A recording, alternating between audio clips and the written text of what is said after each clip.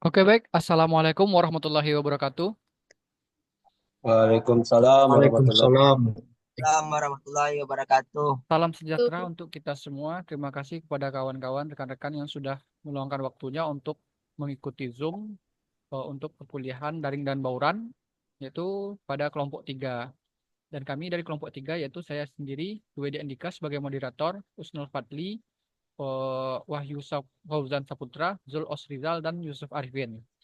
Oke, baik. Di sini kami akan membahas tentang model pembelajaran problem based learning yang akan disampaikan oleh Wahyu Fauzan Saputra. Pada Wahyu Fauzan Saputra, dipersilahkan. Baik, terima kasih kepada moderator yang telah berikan saya kesempatan. Di sini saya akan menyampaikan materi pertama mengenai problem based learning. Jadi, apa itu problem based learning? Itu pendekatan pembelajaran yang berfokus pada pemecahan masalah nyata sebagai sarana untuk mengembangkan keterampilan berpikir kritis dan kemampuan pemecahan masalah siswa. Next. Adapun prinsip-prinsip dari PBL ini ialah yang pertama pembelajaran aktif. Sini maksudnya siswa berperan aktif dalam proses belajar, di mana mereka mengetahui perkembangan sendiri dengan mengajukan pertanyaan dan mencari solusi terhadap masalah yang diberikan. Lalu yang kedua, pembelajaran ini bersifat terpadu, di mana maksudnya dalam PBL pengetahuan, pemahaman, dan keterampilan dikembangkan secara bersamaan. Yang ketiga, prinsip PBL ini bersifat kumulatif. Pembelajarannya bersifat kumulatif, di mana proses pembelajaran berlangsung secara bertahap. Dan siswa membangun pengetahuan mereka dari topik yang lebih sederhana ke topik yang lebih kompleks.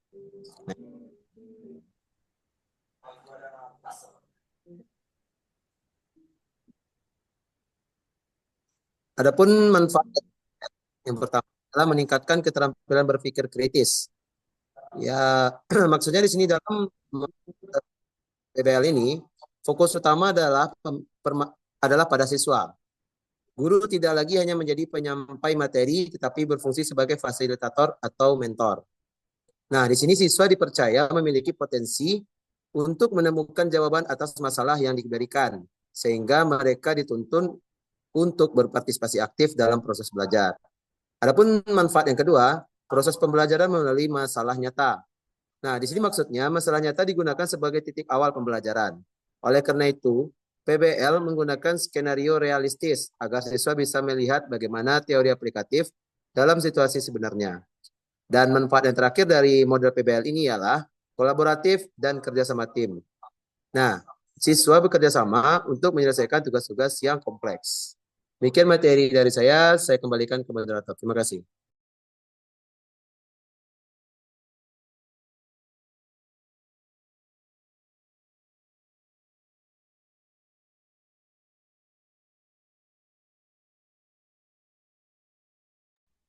Mohon maaf Pak Wedi, mikrofonnya off jadi nggak ada suaranya tadi. Oke, baik. Terima kasih kepada Saudara Wahyu Fauzan Saputra yang sudah menyampaikan materinya. Untuk materi selanjutnya tentang sintak PBL yang akan dibacakan oleh Usnul Fadli. Kepada Usnul Fadli dipersilakan. Baik, terima kasih Pak Wedi. Di sini saya akan menjelaskan Sinta PBL. Itunya ada 6. Yang pertama, orientasi masalah. Di sini guru memperkenalkan masalah nyata untuk memotivasi siswa. Yang kedua, organisasi belajar.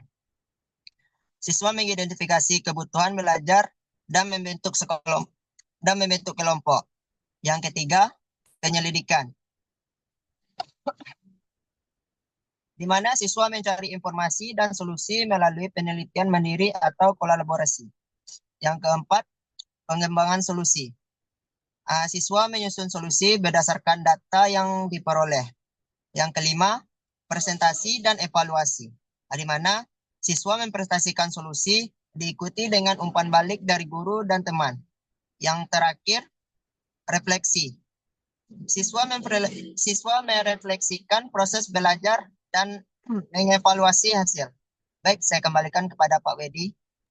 Oke, baik. Terima kasih kepada Bapak Husnul Fadli yang sudah menjelaskan tentang sintak dari PBL. Selanjutnya akan dibacakan oleh Bapak Yusuf Arifin. Pada Bapak Yusuf Arifin dipersilahkan. Baik, terima kasih kesempatannya, moderator. Saya akan melanjutkan presentasi kami yaitu tentang tantangan PBL atau tantangan problem based learning. Itu yang pertama adalah diperlukan waktu yang cukup. Jadi proses eksplorasi, diskusi, dan penyelesaian masalah yang kompleks membutuhkan waktu untuk memastikan siswa benar-benar memahami konsep yang diajarkan. Selain itu, siswa perlu waktu untuk berkolaborasi dan melakukan penelitian mendalam terkait masalah yang dihadapi. Kemudian yang kedua, memerlukan fasilitator yang terlatih. Jadi fasilitator ini harus memiliki pemahaman yang kuat tentang materi ajar serta keterampilan dalam memfasilitasi diskusi dan kolaborasi di antara siswa. Kemudian yang ketiga adalah potensi resistensi dari siswa yang terbiasa dengan metode pembelajaran tradisional. Jadi maksudnya di sini adalah siswa yang terbiasa dengan metode pembelajaran tradisional mungkin mengalami kesulitan untuk beradaptasi dengan pendekatan PBL. Saya kembalikan kepada moderator. Oke, baik. Terima kasih kepada Saudara Yusuf sudah menjelaskan tantangan dari problem based learning. Selanjutnya yaitu pada Bapak Zul Osrizal akan menyambung materi studi kasus problem based learning. Baik, saya akan melanjutkan materi mengenai status kasus pada problem based learning, yaitu ada di kasus yang terjadi di kelas, yaitu pada pembelajaran informatika dengan membahas keamanan data dan informasi.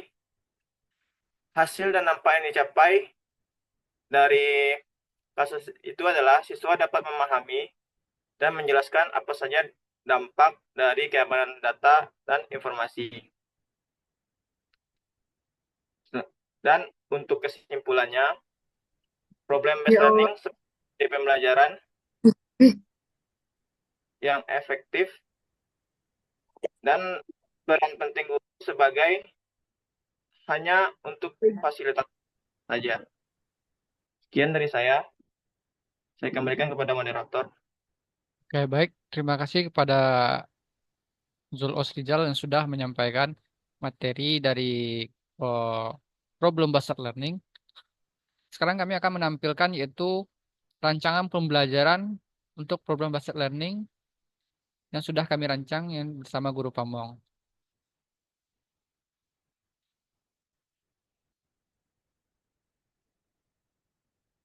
Oke, sama ini. Untuk capaian pembelajaran di fase D di informatika yaitu peserta didik mampu memahami konsep himpunan data terstruktur dalam kehidupan sehari-hari, memahami konsep lembar kerja pengelola data, dan mereka berpikir komputasional dalam menyelesaikan persoalan yang mengandung himpunan data terstruktur sederhana dalam volume kecil, dan mendisposisikan berpikir komputasional yang berperilaku pada berbagai bidang, mampu menuliskan sekumpulan instruksi dengan mengumpulkan sekumpulan kosakata atau simbol format pseudocode. Nah, di sini kami mengangkat profil pelajar Pancasilanya, yaitu yang pertama bernalar kritis. Untuk mengidentifikasi siswa diberikan masalah kompleks yang berkaitan dengan teknologi seperti keamanan data atau dampak negatif media sosial. Dan siswa diminta untuk memecahkan masalah ini menjadi bagian-bagian yang lebih kecil. Selanjutnya itu profil pelajar Pancasilanya yaitu gontoroyong. Siswa bekerja dalam kelompok meningkatkan kesadaran tentang isu sosial yang ada atau lingkungan, seperti daur ulang atau penggunaan energi terbarukan dalam merancang sebuah slogan menggunakan Microsoft Word. Untuk target peserta yang itu peserta didik reguler, yaitu kelas 7 SMP. Dan model pembelajaran yang kami gunakan yaitu model problem based learning. Metode yang digunakan dalam pembelajaran yaitu ceramah, tanya jawab, diskusi, dan presentasi.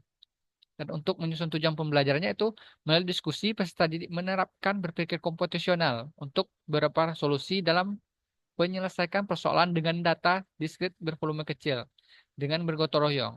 Yang kedua, melalui diskusi peserta didik mendisposisikan berpikir komputasional yang diperlukan pada berbagai bidang informasi yang benar kritis. Oke, untuk pemahaman bermakna, berpikir komposisional melatih cara berpikir kita untuk menyelesaikan berbagai masalah dalam dapat menerapkan pola pikir tersebut dalam berbagai bidang pada kehidupan sehari-hari. Dan untuk pertanyaan pemantiknya, ketika kamu berangkat ke sekolah, manakah yang terlebih dahulu dilakukan? Ini untuk pertanyaan pemantik yang digunakan kepada siswa. Dan untuk kegiatannya, nama ada kegiatan pendahuluan. Itu peserta tadi disiapkan secara fisik dan fisikis, yaitu melalui berdoa dan juga mengucapkan salam. Dan guru menanyakan kabar peserta didik. Peserta didik secara personal akan melakukan ice breaking. Oke, untuk selanjutnya yaitu kegiatan inti, yaitu memasukkan sintak PBL. Yang pertama ada orientasi masalah. Peserta didik melakukan pengamatan video atau studi literatur atau jelas informasi dari berbagai sumber dalam mempelajari konsep berpikir komputasional. Yang kedua, peserta didik mampu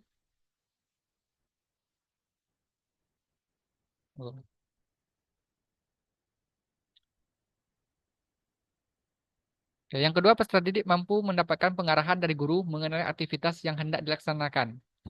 Sintak yang kedua yaitu mengorganisasikan peserta didik. Yaitu peserta didik dibentuk menjadi 4 sampai 5 orang per kelompok. Dan guru dan guru mengatur tempat duduk sesuai kelompok dan peserta didik eh, mengamati mencari informasi yang diperlukan untuk menyelesaikan masalah yang terdapat di dalamnya. Selanjutnya yaitu sintak membimbing penyelidikan kelompok dan individu. Itu peserta didik secara berkelompok berdiskusi dan menganalisis persoalan yang sudah ada di LKPD yang sudah disiapkan. Dan sintak yang selanjutnya itu mengembangkan dan menyajikan hasil karya. Peserta didik masing-masing kelompok menyajikan hasil analisis di depan kelasnya, yaitu mempresentasikan hasil solusi yang mereka dapatkan. Selanjutnya itu menganalisis dan mengevaluasi proses pemecahan masalah. Berarti peserta didik masing-masing kelompok ini memberikan apresiasi terhadap kelompok yang melakukan presentasi. Dan peserta didik mampu membuat kesimpulan dan masukan yang diperoleh dari kelompok lain. Dan guru membimbing penguatan kesimpulan dari peserta didik. Oke, untuk kegiatan penutupnya yaitu peserta didik menuliskan refleksi kegiatan pembelajaran yang telah dilakukan untuk mengevaluasi aktivitas pembelajaran.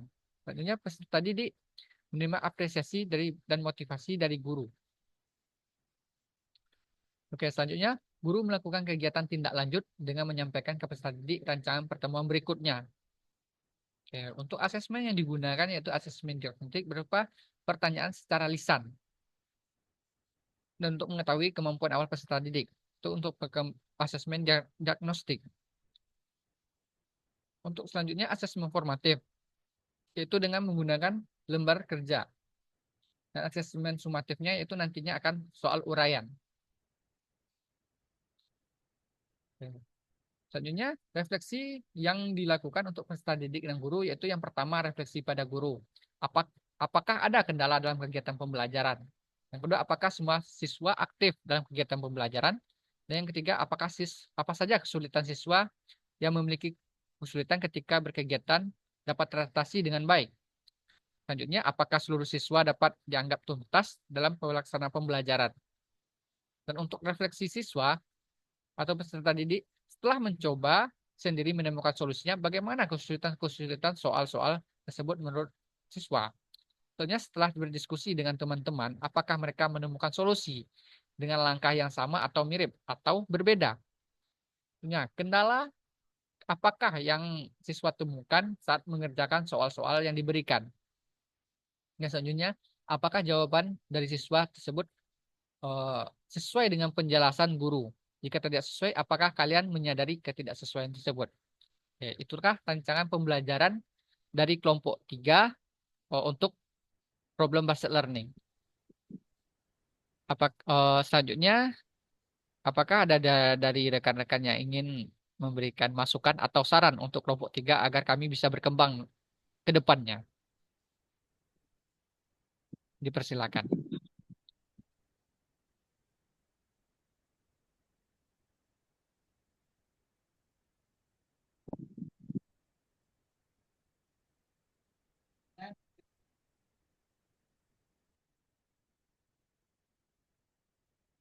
Oke, baik. Kalau misalkan tidak ada, kita lanjutkan dengan sesi tanya jawab.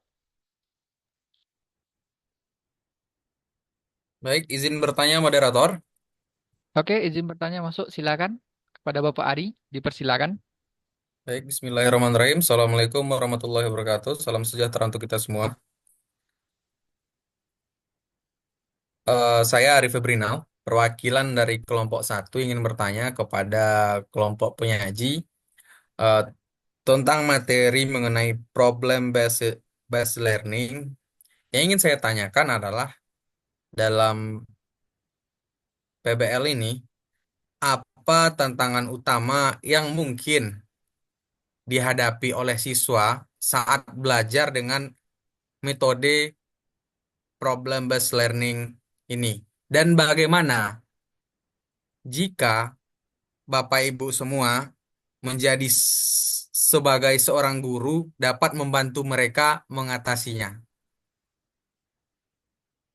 Saya ulangi, Oke. apa tantangan utama yang mungkin dihadapi oleh siswa saat belajar dengan metode problem based learning ini, dan bagaimana jika Bapak Ibu semua selaku guru dapat membantu problem yang dihadapi oleh siswa tersebut. Mungkin itu. Oke, terima kasih Saya kepada Bapak kembalikan Ari. moderator. Oke, terima kasih kepada Bapak Ari yang sudah bertanya. Kami tampung dulu untuk pertanyaannya. Apakah ada dari Bapak Ibu yang lain untuk bertanya? Dipersilakan.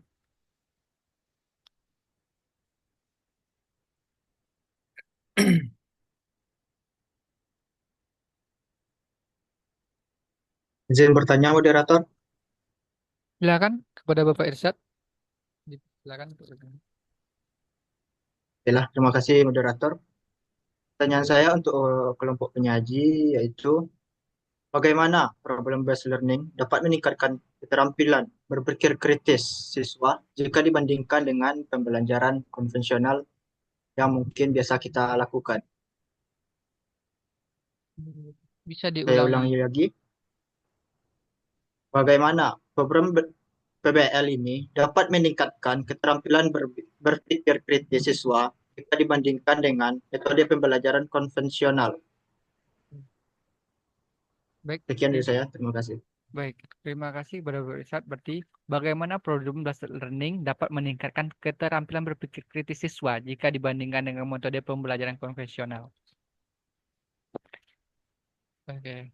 Apakah dari ibu yang lainnya atau bapak yang lain bisa bertanya? Dipersilakan.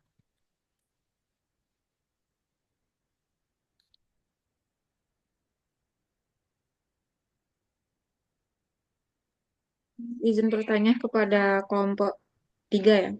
Ya, dipersilakan. Baiklah, perkenalkan saya Fezia Firatama dari perwakilan dari kelompok 2. Di sini saya akan bertanya kepada kelompok penyaji itu tentang apakah setiap masalah yang ada pada pembelajaran berbasis masalah atau PBL selalu relevan diterapkan untuk setiap siswa. Tolong jelaskan bagaimana pendapat kelompok penyaji terhadap eh, pernyataan tersebut. Terima kasih. Oke, baik. Kepada Ibu Fezia. Fezia.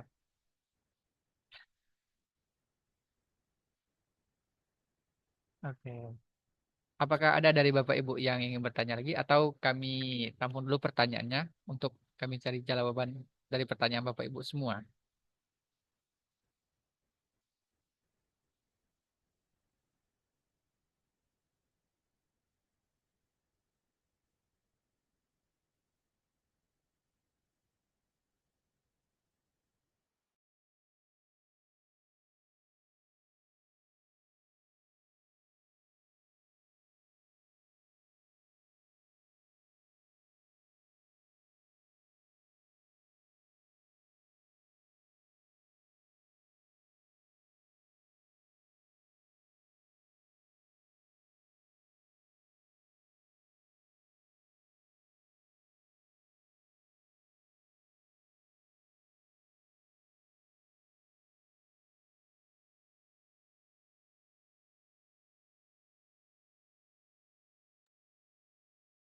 Oke, baik.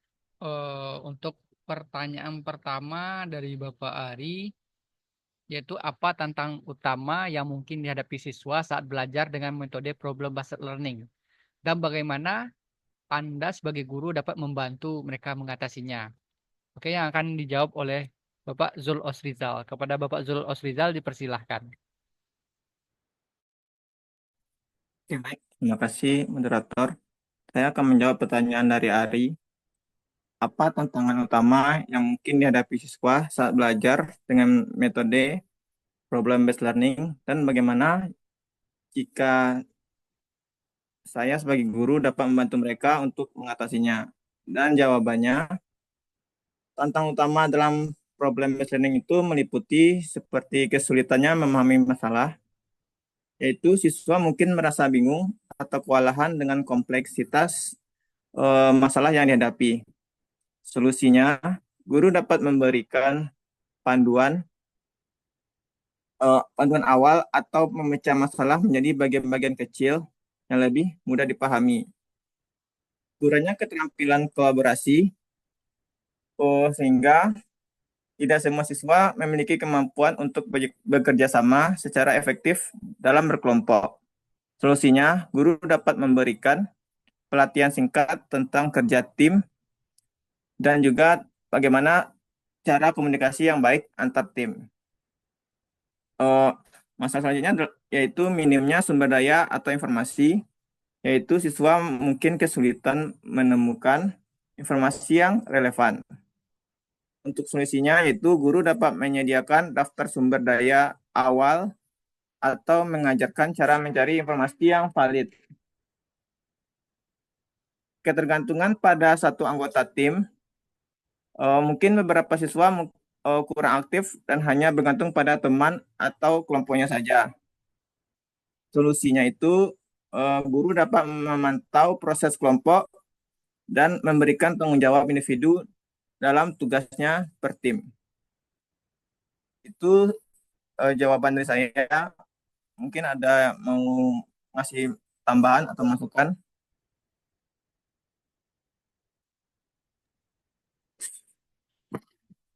Oke, baik. Terima kasih kepada Saudara Zul. Apakah ada tambahan dari Bapak Ibu sekalian? Oke, jika tidak ada, kami dari kelompok 3 kami kembalikan kepada Bapak Ari bagaimana untuk jawaban dari Bapak Zul tadi. Baik, terima kasih moderator dan terima kasih untuk jawabannya dari Bapak eh, Bapak Yosrizal tadi. Eh, Mungkin untuk jawaban yang disampaikan sudah dapat saya pahami dan sudah dapat saya mengerti tentang tantangan utama yang dihadapi. Kemudian bagaimana jika kita sebagai guru untuk menyikapinya. Mungkin untuk jawabannya cukup, cukup diterima dan saya kembalikan kepada moderator. Terima Oke, kasih. baik. Oke, untuk jawaban selanjutnya yaitu pertanyaan dari Israt, yaitu bagaimana problem based learning dapat meningkatkan keterampilan berpikir siswa jika dibandingkan dengan metode pembelajaran konvensional. Yang akan dijawab oleh Bapak Wahyu. Kepada Bapak Wahyu, kita persilakan.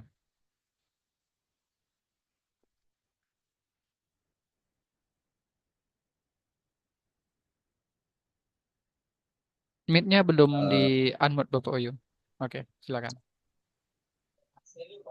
Baik, terima kasih kepada moderator yang telah memberikan saya kesempatan.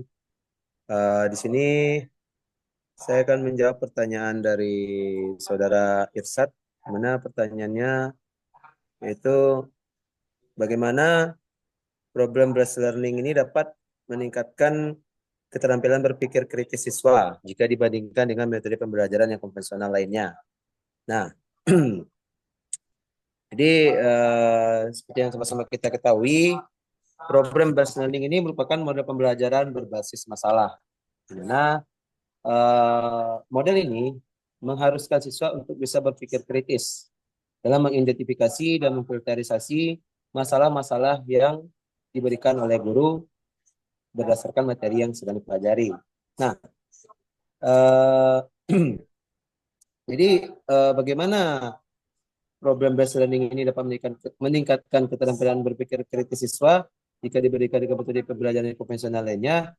Nah, jadi dengan menerapkan PBL ini, tentu siswa akan dilatih untuk bisa mengasah kemampuan berpikir kritisnya, mengasah nalarnya, dan mengasah kemampuannya dalam memahami masalah-masalah yang muncul di suatu materi. Jadi untuk PBL ini tentunya dapat meningkatkan keterampilan berpikir kritis siswa, karena siswa tadi dapat dengan baik mencari dan menganalisis masalah-masalah yang diberikan, dan juga eh, siswa juga bisa mencari solusi terhadap permasalahan tersebut. Demikian jawaban dari saya kembalikan ke moderator. Oke, baik. Terima kasih kepada Bapak Wahyu. Mungkin sedikit tambahan dari saya, yaitu tentang jawaban dari Bapak Wahyu. Bagaimana problem-based learning dapat meningkatkan keterampilan berpikir kritis siswa jika dibandingkan dengan metode pembelajaran konvensional. Untuk metode pembelajaran konvensional sendiri, yaitu dengan metode pembelajaran yaitu teacher center learning, yaitu pembelajaran berpusat kepada guru. Dan sedangkan untuk pembelajaran saat ini, problem-based learning ini, yaitu pembelajaran ini berpusat kepada siswa. Jadi siswa tersebut yang mencari solusi dari permasalahan yang sudah diberikan dan juga dipandu oleh guru. Jadi guru ini sebagai fasilitator. Baik, itu sedikit tambahan dari saya. Bagaimana? Saya kembalikan kepada saudara Israt untuk jawabannya. Terima kasih moderator, dan terima kasih juga untuk Saudara Wahyu sudah menjawab pertanyaan dari saya. Saya rasa jawabannya sudah jelas dan dapat dimengerti. Saya kembalikan kepada moderator. Oke, baik. Untuk pertanyaan selanjutnya yaitu pertanyaan dari V. Apakah setiap masalah dalam pembelajaran berbasis masalah selalu relevan dengan untuk semua siswa? Jelaskan pendapat Anda dengan logis gitu. Yang akan dijawab oleh kepada Bapak Yusuf. Kepada Bapak Yusuf dipersilahkan. Baik, terima kasih kesempatannya moderator.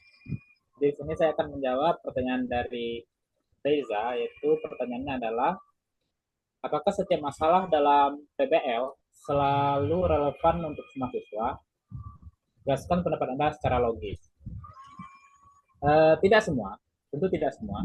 Tidak semua masalah dalam PBL relevan untuk semua siswa karena setiap siswa memiliki latar belakang. Di latar belakang tentu ada minat dan pengalaman yang berbeda.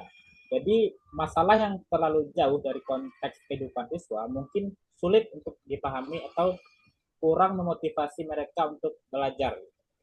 Jadi oleh karena itu, penting bagi guru untuk memilih masalah yang bersifat autentik, relevan dengan kehidupan siswa dan sesuai dengan tingkat perkembangan mereka. Jadi saya rasa itulah alasan mengapa setiap masalah dalam pembelajaran berbasis PBL itu selalu relevan untuk semua siswa. Saya rasa seperti itu. Saya kembalikan ke moderator.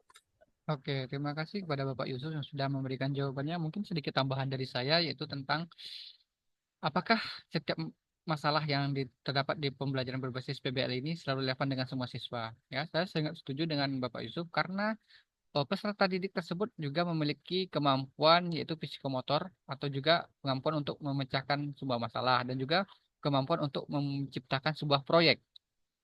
Jadi ada juga siswa yang dapat eh, memecahkan sebuah masalah dan juga ada siswa yang membuat sebuah karya gitu. Oke, karena siswa tersebut memiliki latar belakang yang berbeda-beda, minat yang berbeda-beda juga. Jadi kita sebagai guru untuk menyatukan atau membimbing siswa tersebut agar bisa mengarahkan kepada pembelajaran yang sedang kita buat tersebut. Oke, itu jawaban dari saudara Yusuf dan saya. Saya kembalikan kepada Ibu V. Baik, terima kasih kepada kelompok penyaji. Untuk jawaban dari pertanyaan yang saya ajukan sudah bisa diterima dan dipahami. Saya kembalikan lagi kepada moderator. Terima kasih. Oke, baik, terima kasih kepada Ibu Feiza. Oke, untuk sesi selanjutnya apakah ada dari Bapak Ibu yang ingin bertanya atau kita sudahi untuk pembahasan problem based learning kita ini?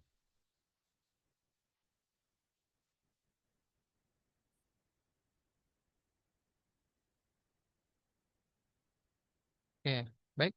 Kalau misalkan tidak ada, saya tarik saja kesimpulan dari pembahasan kita malam ini, yaitu problem based learning ini ialah suatu model pembelajaran yang berbasis masalah, di mana di sini student center learning, yaitu eh, siswa sebagai objek dalam pembelajaran ini. Dan juga PBL ini tidak selalu relevan dengan perkembangan peserta didik, dikarenakan ada juga latar belakangnya yang berbeda, minatnya yang berbeda. Jadi tidak semua siswa tersebut cocok dengan problem based learning ini. Ada juga yang siswa yang cocok dengan project based learning. Itu sedikit kesimpulan dari saya. Saya tutup Zoom kali ini dengan Assalamualaikum warahmatullahi wabarakatuh. Waalaikumsalam warahmatullahi Waalaikumsalam. wabarakatuh.